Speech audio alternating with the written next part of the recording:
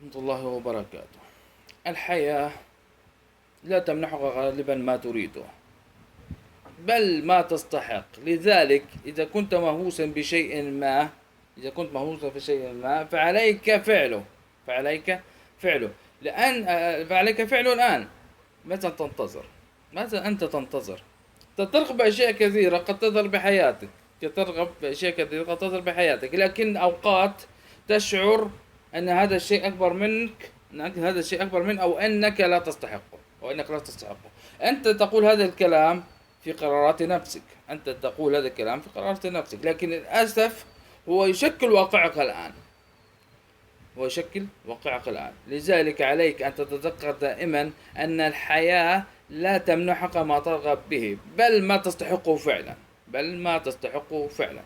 عندما تشعر بالاستحقاق، عندما تشعر بالاستحقاق هنا ببساطة تعبير أنك مقتنع وفي غنى عنه، أنك مقتنع وفي غنى عنه، أو بالأحرى أنت أكبر من هدفك. لذلك إذا كنت تحب شيء وترغب به، إذا كنت تحب شيء وترغب به بشغف أكبر، ليس عليك أن تترك شغفك، ليس عليك أن تترك شغفك يقود إليه، ليس عليك أن تترك شغفك يقود إليه، بل ابحث أنت وانطلق وجرب، بل ابحث أنت وانطلق وجرب. لذلك إذا كنت تحب شيء وترغب به بشغف أكبر، ليس عليك أن تترك شغفك يقوده إليك، بل ابحث أنت وانطلق وجرب كل ما تحب، ابحث أنت وجرب وانطلق كل ما تحب. لا تجعل هدف مهما كان أكبر من طموحك، لا تجعل هدف مهما كان أكبر من طموحك. ذكر نفسك إنك أفضل، ذكر نفسك إنك أفضل وأقوى من هذا الهدف.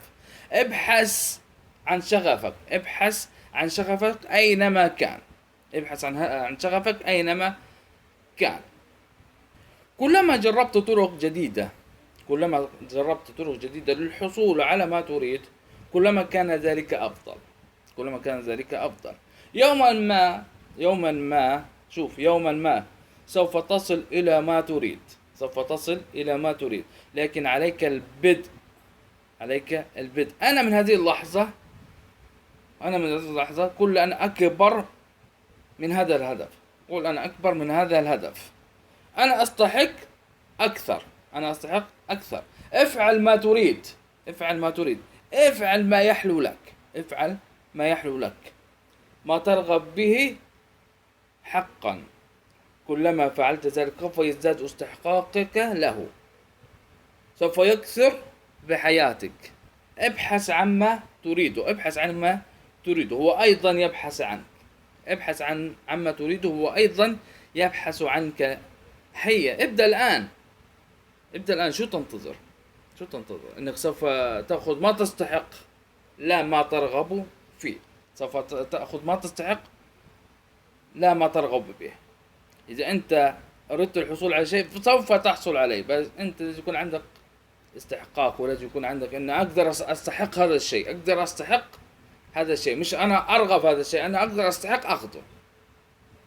سوف تستحق هذا الشيء وتأخذه. إن عجبك الفيديو أتمنى عمل لايك واشتراك في القناة وتفعيل الجرس، تمنى لكم وقتا سعيدا. السلام عليكم.